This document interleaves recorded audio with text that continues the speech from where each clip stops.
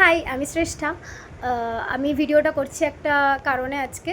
সেদিন যে আমি কুকুর নিয়ে ভিডিওটা বানিয়েছিলাম, কুকুর বিড়াল খাওয়ানো নিয়ে, তো তারপরে অনেক কিছু হয়ে গেছে, যেটা আমার মনে হয় যে এখানে বলা উচিত। আর এই ভিডিওর মধ্যে আমি আমার বাচ্চাগুলোকে কীভাবে খাওয়াই, কোথায় খাওয়াই, সেই ভিডিওটা আমি করেছি, তোমাদের সাথে অবশ্যই শেয়ার করব।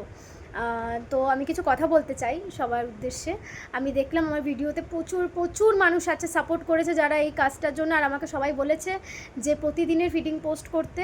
অনেক দিন ধরেই বলতো, কিন্তু আমি না সত্যি বলতে কোনোদিনও শো অফ করিনি, কোনোদিনও দেখাইও নি আমি কোথায় খাওয়াই বাচ্চাদের, কী খাওয়াই না খাওয়াই। বাস আমার মা রান্না করে, মাংস আমি এনে দিই, এই হিসেবে আমাদের চলছে। দুবেলা করে আমি বাচ্চাদের খাওয়াই। এবার একজন দুজন তিনজন করতে করতে প্রায় এখন 10 থেকে 12 জনের ওপর খায় আমার কাছে দুবেলা। এবার তো এই বিষয়টা যেটা হয়েছে, আমাকে পুরো প্রথমে খাবার দিতেই বারণ করেছিল যে এই হয় ওই হয়, তুই খাবার দিস না, অনেক সমস্যা হয়। তো তার জন্য আমি কি করেছিলাম, প্রথমে কিন্তু আমি ভিডিও করিনি, ঠিক আছে। প্রথমে আমি বলেছিলাম যে কাকিমা, আমি আপনাকে অনুরোধ করে বলছি, আপনি আমাকে অনুরোধটা করবেন না, কারণ আমি বাচ্চাদের খাওয়াবোই, ঠিক আছে। আপনি আমাকে ক্ষমা করবেন, আমি অনুরোধটা রাখতে পারলাম না। এটা আমি তিনবার বলেছিলাম, এবং আমার পাশে যারা ছিল তারাও সেটা দেখেছে এবং স্বীকারও করেছে। হ্যাঁ দিদি প্রথমে কিন্তু কোনো ঝামেলা ঝগড়াঝাটি কিচ্ছু করেনি, এবং আমি কোনোদিনও করিও না। অনেক মানুষ এরকম বলে যায় যে খাবার দিবি না, এই করবি না, সেই করবি না।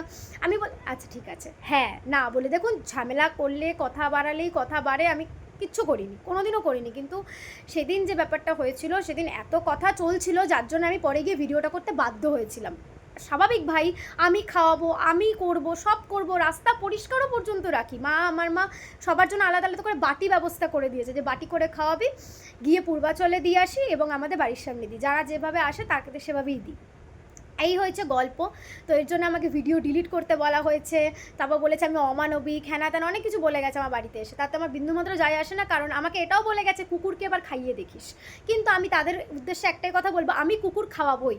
আর এর জন্য মানে আমার পাড়ার দাদা একজন মানে আমাকে মাংস কেনার টাকাও দিয়ে গেছে, যে তুই আরও বেশি বেশি করে খাওয়া, আমি দেবো, মানে আমরা আছি।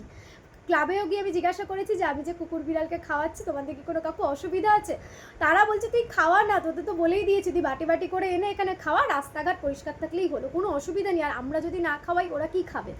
আর সবথেকে বড় কথা, আমি এত মানুষের সাপোর্ট পেয়েছি ভিডিওটা ছাড়ার পর, আমার এখন মনে হচ্ছে যে আমি ভিডিও করব, আমি ওদেরকে সবার সামনে তুলে ধরবো, আমি কোথায় খাওয়াই, কী খাওয়াই, কীভাবে রাখি, সবটা দেখাবো। আর তোমরা সবাই আমার পাশে থেকো, আমি এটাই চাই। আর একটা কথা যেটা মানে তোমাদের উদ্দেশ্যে বলার,